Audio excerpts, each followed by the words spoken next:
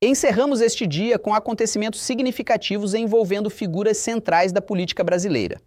Decisões judiciais importantes foram divulgadas, gerando reações imediatas de diversos setores políticos. Os desdobramentos confirmam análises apresentadas anteriormente e evidenciam o funcionamento das instituições republicanas conforme os princípios constitucionais estabelecidos.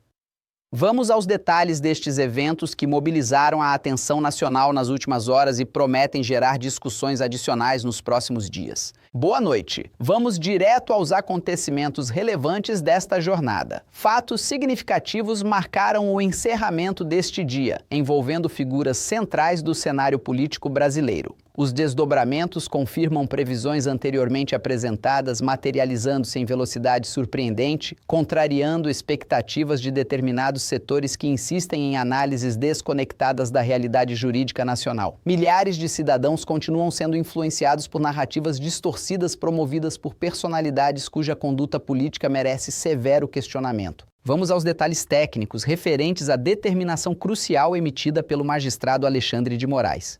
A Polícia Federal formalizou a acusação contra o parlamentar Gustavo Gayer, representante do Partido Liberal, por irregularidades envolvendo recursos da cota destinada ao exercício do mandato. Este representa mais um episódio investigativo direcionado a esta figura, reconhecida por práticas questionáveis no ambiente político. Contudo, as acusações atuais parecem menores quando comparadas às investigações anteriores relacionadas a ataques às instituições democráticas e disseminação sistemática de informações falsas.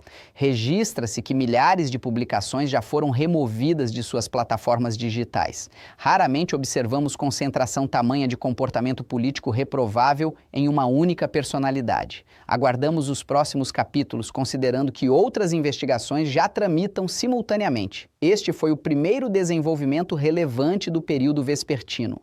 Avançamos para o segundo acontecimento, este relacionado à pessoa que alguns detentos começaram a identificar com apelidos peculiares.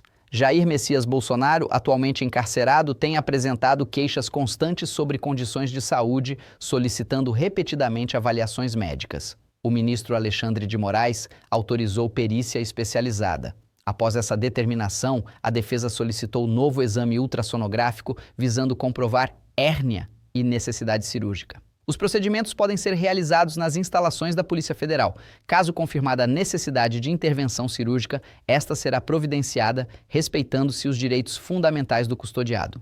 Observa-se quantidade considerável de manifestações do círculo político bolsonarista, criticando as condições de detenção, que incluem um colchonete e mesa de trabalho. Curiosamente, quando há tentativas de melhorar sua situação mediante envio de materiais de leitura, surgem reclamações adicionais. Os mesmos grupos que atualmente protestam são aqueles que anteriormente glorificavam e exibiam vestimentas celebrando Carlos Alberto Brilhante Ustra, o filho fugitivo deste indivíduo promovia abertamente um reconhecido torturador. Imaginemos se recebessem uma fração mínima do tratamento que Brilhante Ustra dispensou aos prisioneiros sob sua custódia durante o regime militar autoritário. A geração atual demonstra fragilidade notável. Portanto, não há como oferecer absolvição a estas pessoas ou deixar de apontar as contradições evidentes. Prosseguimos para outras situações importantes.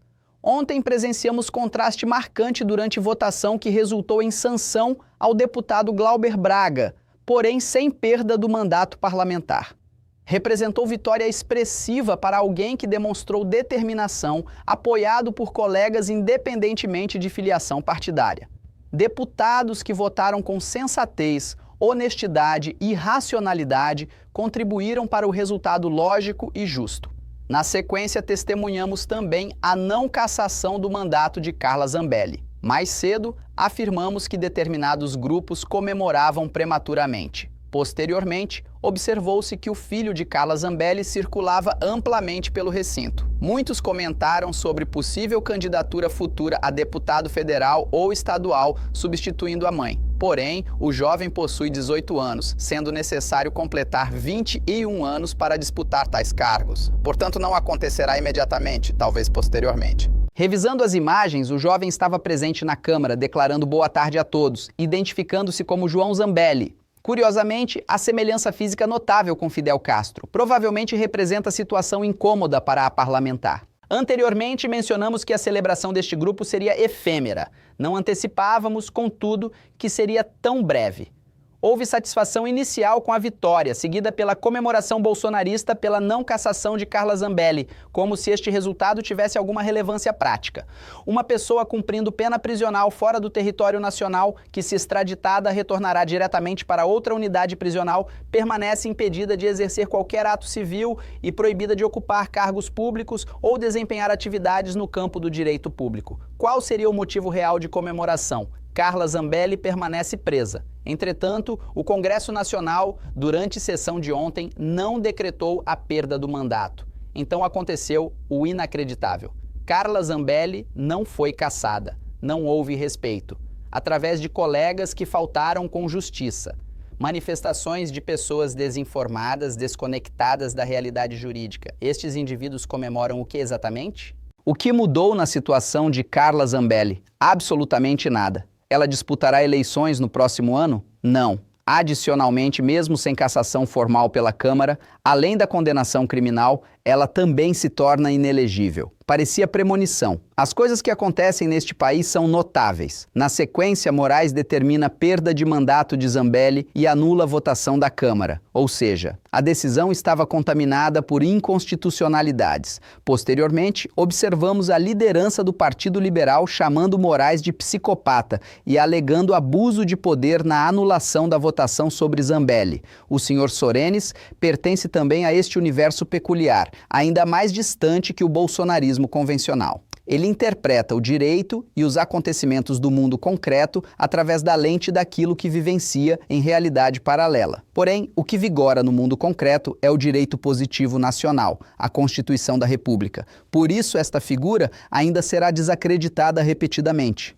Afirmo isso porque, posteriormente, analisamos a decisão do ministro Alexandre de Moraes. Ele não inovou absolutamente. A situação estava definida porque, em sua decisão, cita o artigo 15 da Constituição Federal, determinando que um dos efeitos de condenação criminal, de sentença penal condenatória, é a perda de direitos políticos. A pessoa encarcerada naturalmente não pode votar, não pode ser candidata, não pode exercer atividade pública durante o cumprimento da pena. Isto está preliminarmente no artigo 15. Quando alcançamos o artigo 55, tratando da perda de mandato de deputado ou senador, muitas pessoas começam a confundir, argumentando que o plenário da Casa deve decidir sobre a cassação. Esta discussão já foi decidida pelo Supremo Tribunal Federal desde 2010, há 15 anos. O entendimento consolidado no Supremo Tribunal Federal, especialmente na decisão importante do ex-ministro Joaquim Barbosa, determina que, perdido o mandato por sentença penal transitada em julgado, quando a pena é detenção em regime fechado e ultrapassa o período do mandato parlamentar, por questão lógica, o cargo deve ser declarado vago. Portanto, compete à Câmara, ao Senado ou às Assembleias Legislativas, quando o condenado é deputado estadual, apenas homologar. Isto representa, no direito, o que denominamos ato vinculado. O Supremo Tribunal Federal, o Poder Judiciário, decretou que o deputado, senador ou deputado estadual são criminosos condenados. Então, compete à Casa realizar reunião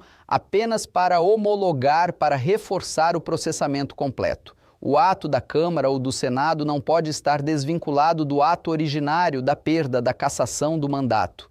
O ministro Alexandre de Moraes cita diversos deputados que enfrentaram situação idêntica, incluindo Paulo Salim Maluf, que passou pela mesma circunstância, sendo expelido da Câmara durante seu mandato após condenação por corrupção. Ele apresenta todas as informações pertinentes. Alexandre de Moraes determinou que em 48 horas seja dado cumprimento à decisão do Supremo Tribunal Federal. Em 48 horas, convoque o suplente de Carla Zambelli, caso contrário, incorrerá em alguns crimes. Veremos se o presidente da Câmara estará disposto a confrontar o Estado democrático de direito ou se simplesmente reconhecerá que no Brasil existe uma Constituição Federal. Portanto, a situação ficou complicada para o bolsonarismo. Continuarão protestando, mas em breve estas informações serão examinadas, porque ao tentar questionar a medida do ministro Alexandre de Moraes, seria necessário considerar todas as cassações anteriores também como arbitrariedades de outros ministros do Supremo Tribunal Federal contra condenados que foram cassados e enviados para a prisão, mas possuíam também mandato parlamentar. Em breve saberemos das reações adicionais. Um ponto importante é que o ministro Alexandre de Moraes solicitou à primeira turma, presidida agora pelo ministro Flávio Dino, que no dia 12, portanto amanhã, seja realizado o plenário virtual entre 11 e 18 horas para análise do entendimento do ministro Alexandre de Moraes, evitando que grupos extremistas interpretem erroneamente a situação. Para que compreendam que a medida do ministro Alexandre de Moraes está respaldada em outros acontecimentos idênticos ocorridos na Câmara e no Senado e estará respaldada pelo entendimento dos ministros da primeira turma do Supremo Tribunal Federal. Mesmo que isso fosse levado ao plenário completo, não há como contradizer aquilo que já foi considerado unanimemente pela Corte em outras ocasiões. Esta é a situação do momento.